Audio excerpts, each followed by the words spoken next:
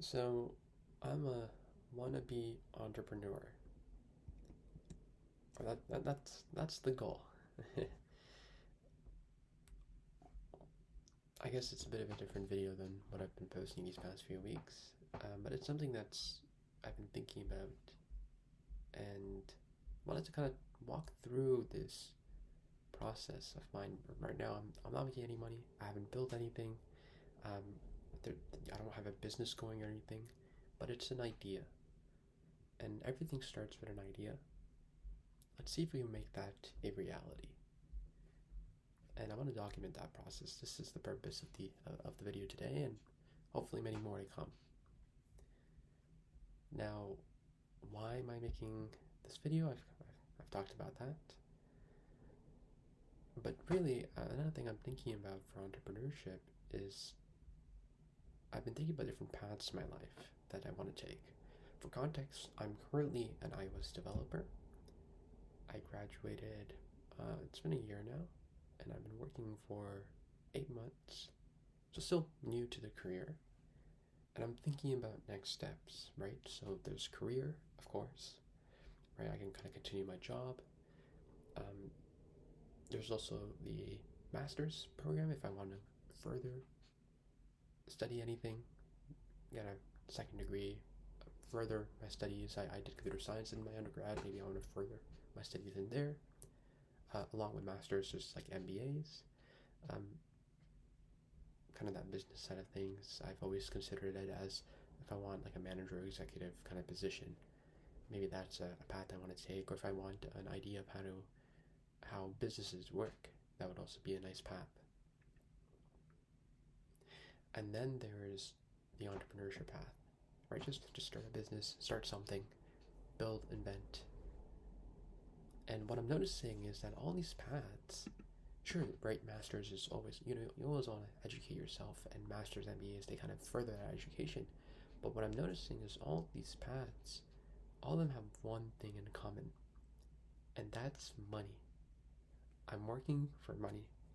Masters and MBA, I'm looking for a bigger position, right? Or maybe I'm looking to deepen my knowledge in something for masters in computer science, for example. But in MBA, I'm looking to become like an executive or start a business or something. And why am I doing that? So I can earn more money.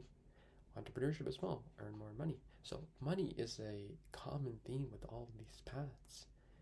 And I'm thinking, well, if money is my path, then maybe I should just focus on that right now.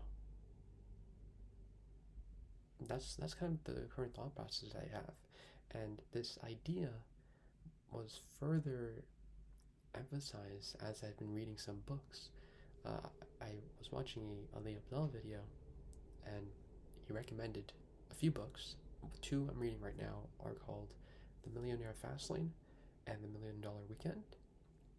And I don't think I can do it justice by summarizing it in one line. I think each book deserves uh, like a video of its own, or a completely different session to talk about them. But I'm getting this idea of what financial freedom truly means, and the power of creating things, building, being an inventor, being an inventor. And it's created this spark, and now I want to just build and create things, right? So what's the plan? The plan is I'm working as an iOS developer, so I have some leverage in terms of I know knowledge of how to build iOS apps. So that's something I can build, something I can create. And I'm thinking I want to kind of leverage this space right now, like other ways, right, of um, building and creating things. There should be other ways to do it as well, but since I'm in this iOS space, I thought that I can build iOS apps as a starter and see where that takes me. And then what have I done so far? So I told you I haven't started a business. I'm making $0 um like on my own. Like of course I'm being paid by the company I'm working at, but am I what money am I making on my own? That's currently at $0. So I don't really have anything at the moment, but this past week I've been brainstorming some stuff. So first, I've been generating some business ideas. What are things I can build, right? And specifically for apps, what's an app I can build? And the $1 million weekend has a great guideline in terms of how you can, what steps you should take to generate those ideas. So I followed that and I generated like 10, 20, like a whole bunch of ideas. And now and then, so after generating the idea, I did step two. I validated them before even going into the building portion of things, like creating, like even diving right into the code and building things. I wanted to make sure that the idea was actually something people were looking to be solved, right? Because if the idea isn't really a problem, then right, it just becomes it isn't really a solution to the it isn't a solution to the customer, right? And then you don't have any customers, and how is your app gonna actually work? At this stage, right, since I don't have too much experience with building iOS apps, it is okay to kind of just start building things and play around with things. But at the same time, since I read the $1 million Weekend, or I'm currently reading it, saw this chapter, I thought I might as well validate some of these ideas, see what people are, well, whether it's something that people are considering, or whether it's something they're not. And I think another thing that's very useful is that sometimes it's not the specific idea that you have. It doesn't really, it's not really a problem that people are facing, but there's something related to that people are, that people want a solution for, right? Or if that's not the case, maybe you can, a follow-up thing you can do is you can ask someone who might be, right? So if you ask a friend, they say, hey, that problem isn't really something I'm facing. You could ask them if there's someone else that could potentially be facing this problem. As just like a referral, basically. Those are some strategies I've been kind of taking this past week. I actually haven't asked for the referral part. That was just something that popped up in my head. So maybe I'll do that too. But so far, I am seeing some correlation there. I'm not exactly sure if it's gonna work out or not.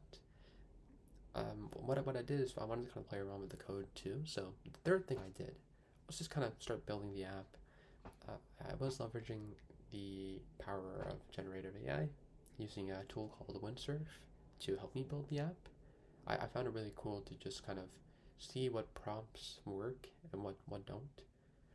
At first, I tried to build the entire app in one prompt, in one go, and that didn't work out too well. So, and of course, that produced a lot of code, and I was like, whoa, this is a lot. So what I ended up doing is I just did one feature or one kind of portion at a time, which makes it a lot more easier to review. And once I review it, once I see it's okay, or if I have to make changes to it, then we kind of push it along and move over to the next step. And I think that process is a lot more manageable. It's like step by step rather than just all in one go and just trusting the code. Because I noticed that as someone who's been practicing best practices in the iOS space, I am noticing things that aren't exactly best practices. So one, that by reviewing it, I'm able to make changes, and second, I can also adjust my prompt so that it can follow those best practices. So I'm helping myself, and I'm also helping the agent by providing better prompts, and it's really cool. It's a really cool technology. I'm glad I'm able to start using it. And now, next steps. What's the plan? Well, first, I want to be documenting this process, right? I mentioned, I think it's interesting. Usually, you don't really see you usually see the person on YouTube after they've been successful in business, not really before. And I felt like I wanted to document that. I don't know if I'll be successful or not, but even a failure is a great experience to go through and document. And I'm excited either way. Wherever this ends up taking me, I want to document it. I'm excited. I want to try things out, and I want to share it with others as well. Or yeah, I just want to document that. So making sure I consistently do videos like this, um, and then I want to continue building the app, of course. I talked about next steps and how I want to kind of adjust the prompts or continue writing more features would be a next step as well. Make sure to continue to learn. There's a lot of stuff that I don't know about iOS. I want to make sure that I learn, that I continue building those skills. There's a resource called Hacking with Swift that I think is it's a beautiful resource, and I believe Paul Allen. I'm so sorry if I got that name wrong, but Paul Allen, bless you. You're so amazing for providing those resources for free, and I'm so grateful for that. And then, of course, I can't really do everything on my own, right? That it's difficult. Maybe thinking about what parts of this should I delegate to other people? Should I ask for help in terms of development? And that's something I want to brainstorm about as well. But yeah, all right. Um, so like I said, I want to try and do this every week. Maybe I'll. I know I haven't really been. This is my first wannabe entrepreneurship video, so we'll see if I want to do this every week. I know my consistency in terms of topics have been a bit different. If you kind of look at the past 6 videos I've produced in the past 6 weeks, but let's see where it goes. I wanted to start it off with this video first. All right, take care.